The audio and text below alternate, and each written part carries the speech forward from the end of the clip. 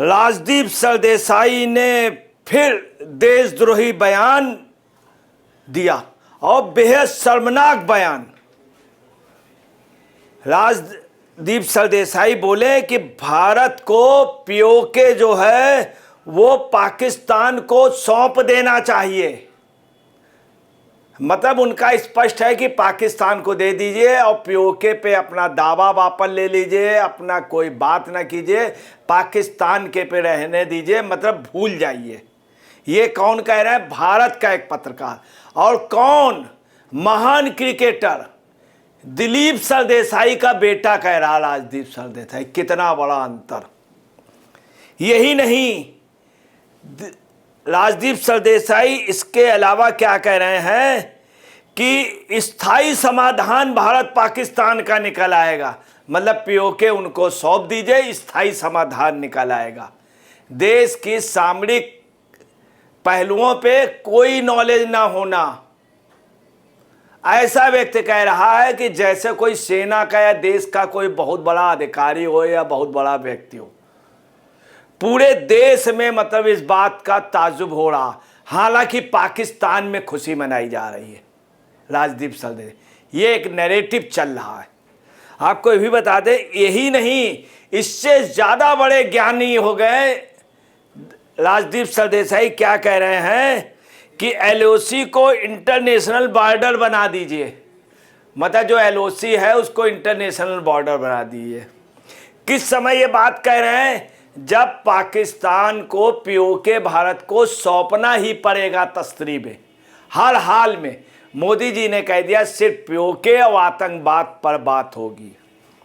आपको ये भी बतला दें कि ये देश का दुर्भाग्य रहा है। देश के साबिक वजीर आजम, पूर्व प्रधानमंत्रियों ने बड़ा गंदा सौदा किया सिंधु नदी का। हर सौदे का एक पीरियड होता है, लिमिट होती है, और पाकिस्तान को ये 80% पानी दे रहे हैं। मोदी ने उसको बंद कर दिया। ये मोदी की हिम्मत थी। आज पाकिस्तान जगह जगह भीख मांग रहा। नवाज शरीफ तुर्की के पास जाकर के पैसे मांग रहे हैं, तमाम कंट्रियों से मांग रहे हैं, और उधार का घी ले रहे हैं। ये स्थिति नवाज शरीफ की। यही नहीं, पाकिस्तान में ये तय हो गया आपस में कि अगर ज़्यादा वो होगा तो हम चीन को दे देंगे पीओके। पाकिस्तान इसमें भी है कि चीन को दे देने से शायद हम बच जाएं भारत के पार, मगर चीन ले नहीं सकता, चूँकि भारत का पीओके के सारे लोग भारत की बड़ाई कर रहे हैं। पीओके के अंदर लोग खुश हैं कि अब हम भारत के साथ हो जाएंगे, हमारे लाइटें लगेंगी, हमारे यहाँ बिजली आएगी, हमें खाना अच्छा मिलेगा, हमारे नौकरियाँ अच्छी जगह होंगी। पाकिस्तान में ना शक्कर है, ना ही खाद्य सामग्री है, ना चाय है, ना दूध है, ना सब्जी है, ना आटा है, ना आलू है। ये स्थिति पाकिस्तान। यही नहीं, पीओके के लोग ये कह रहे हैं कि भारत चौथी अर्थव्यवस्था में पहुंच गया। युद्ध के बाद भी पाकिस्तान में भी चर्चा चल रही। अब पाकिस्तान में आटे के लिए मारामारी हो रही है, खाने के लिए, समझ लीजिए। अब देखिए सरदेसाई ने क्या कहा है। पीएन राय ने अपने सोशल मीडिया अकाउंट में पोस्ट किया है, टीवी शो में बैठकर भारत के भाग्य का फैसला करेंगे। इंडिया टुडे में बैठे थे। क्या फैसला करेंगे? राजदीप सरदेसाई किस हैसियत से एलओसी को इंटरनेशनल बॉर्डर बनाने की बात कर रहा है। ये पीएन राय ने कहा, किस हैसियत से राजदीप सरदेसाई बात कर रहा है एलओसी को इंटरनेशनल बॉर्डर। बहुत बड़ी बात है, ये देशद्रोह की बात है। बहुत बड़ा देशद्रोह देश के अंदर कि एक पत्रकार जो खुद विवादास्पद हो, एक पार्टी की अगला जो है टीएमसी और कांग्रेस की पैरोकारी करते हैं, उनके इशारे पे चलते हैं, ऐसा पत्रकार जो है वो कह रहा है कि इंटरनेशनल बॉर्डर बना दो, पीओके को दे दो। ये सब आपको बताना है ISI, Pakistan, George Soros, America के इशारे पे हो रहा है। और इस बयान देने के बाद इनके नंबर बढ़ जाएंगे सोनिया के और ममता बनर्जी के उसमें। यही नहीं, ये पत्रकार नहीं है, राजनीतिक सियासती ज़्यादा हैं। इनकी बीवी टीएमसी से नेता है, और यही नहीं, सदन में है, संसद में सांसद है। आगे क्या कह रहे हैं, पूरा कश्मीर भारत का अभिन्न हिस्सा है, संसद में पारित किया गया है। ये पीएन राय जी ने अपने उस पर कहा।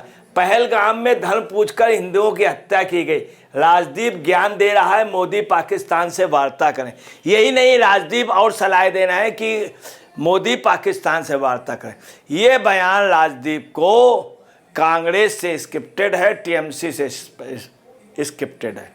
पाकिस्तान में खूब चल रहा, इससे पाकिस्तानी खुश हैं, मगर इनके नंबर बढ़ गए। हो सकता है ये भी राज्यसभा में पहुंच जाएं कांग्रेस के उससे, मगर देश का सौदा ये लोग कर रहे हैं। पूरे देश में ताजुब है कैसे सलाह दे रहा कोई व्यक्ति। आपको ये भी बता दें, 1971 पे जिस समय युद्ध हुआ था, इनके पिताजी ने, दिलीप सरदेसाई ने कहा था कि पीओके भारत में आना चाहिए। हमेशा दिलीप सरदेसाई कहते थे, क्रिकेट प्लेयर थे। जब भारत पाकिस्तान का युद्ध हुआ, सबसे ज़्यादा उनके बयान आते थे, उनके और गुंडप्पा विश्वनाथ के।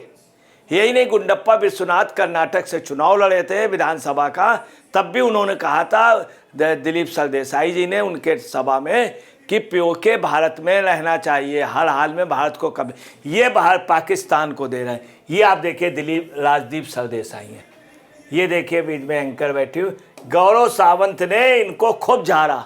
हर जगह इनकी बड़ी इंसल्ट होती है इंडिया टुडे की डिबेट में। यही नहीं, आगे देखिए सोशल मीडिया अकाउंट में इन्हें क्या पोस्ट किया जाता है, दम मारो दम, इनके लिए कहा जाता है, दम मारो दम। राजदीप जैसे लोग ही पाकिस्तान को दमदार बनाते हैं। पीओके पाकिस्तान को दे दो, किसका माल समझ रखा है, किस हैसियत से कह रहे हैं पीओके पाकिस्तान को दे दो। जो लाइन ऑफ कंट्रोल है, इसको इंटरनेशनल बॉर्डर बना दो। ये राजदीप सरदेसाई, एक पत्रकार सलाह दे रहा। इसीलिए इनको, इनकी वाइफ को येलो जर्नलिस्ट कहा जाता था, येलो जर्नलिस्ट कहा जाता था।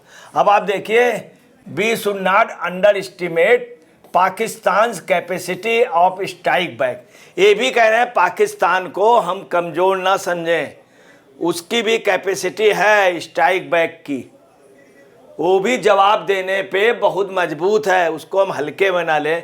ये कह रहे हैं कौन, किस ऐसे रहते भारत में, पिताजी भारत से खेलते थे, पाकिस्तान से खेलने ने मना कर दिया था। उनके पक्के दोस्त मुश्ताक थे जो पाकिस्तान के कैप्टन बने थे, परंतु भारत के प्रति वफादार रहे दिलीप सरदेसाई। उनके पद चिन्हों में ना चल करके ये सागरिका घोष के पद चिन्हों पे चल रहे हैं। आगे क्या है, Rajdeep wants India to permanently give POK to Pakistan and accept present LOC as international border. देखिए इनके उस पर कमीज पे एक किसी ने बनाया है, जिसमें एक बंदर को दिखाया है सिगरेट पीते हुए। अब आप देखिए, वो उल्टी सिगरेट पी रहा। ये देखिए कितने खुश हैं। और देखिए, कांग्रेस की बहुत वरिष्ठ लीडर, कांग्रेस में राहुल गांधी को पढ़ाने वाली, भाषण लिख के देने वाली, राहुल को बोलना सिखाने वाली राधिका खेरा, तमाम कांग्रेसी नेताओं को लिखना, बोलना, कैसे बोलना है, किस तरह से खड़ा होना, राधिका खेरा सिखाती थी। राधिका खेरा ने अपने पोस्ट में क्या किया, क्या कहा है, बहुत बड़ी कांग्रेस की प्रवक्ता नहीं है, वो खुद कह रही है राजदीप सरदेसाई पीओके पाकिस्तान को देना चाहते हैं। मैं हमेशा सोचती थी सोनिया जी और बाकी गांधी परिवार के सदस्य सिर्फ इन्हें ही क्यों इंटरव्यू देते हैं। सोच जो सेम टू सेम है, सेम टू सेम, ये बात कही। सोनिया जी इन्हीं को इंटरव्यू देती थी। राजदीप सरदेसाई इतने बेशर्म पत्रकार थे, मैं आपको इनका 2 एग्जाम्पल बता रहा हूँ। ये खड़े हो जाते थे, सोनिया जी वगैरह जहाँ बैठती थी वहाँ पे क्वेश्चन के लिए मना कर देते, तो क्वेश्चन मत करना, कि कोई पत्रकार करता था ये इशारा कर। इनके सामने एक पत्रकार जो बहुत वरिष्ठ पत्रकार थे, कांग्रेस की रिपोर्टिंग करते थे, तो उन्होंने पूछा कि कैसी हवा है, बोले ठीक नहीं हवा, और राहुल हार गए।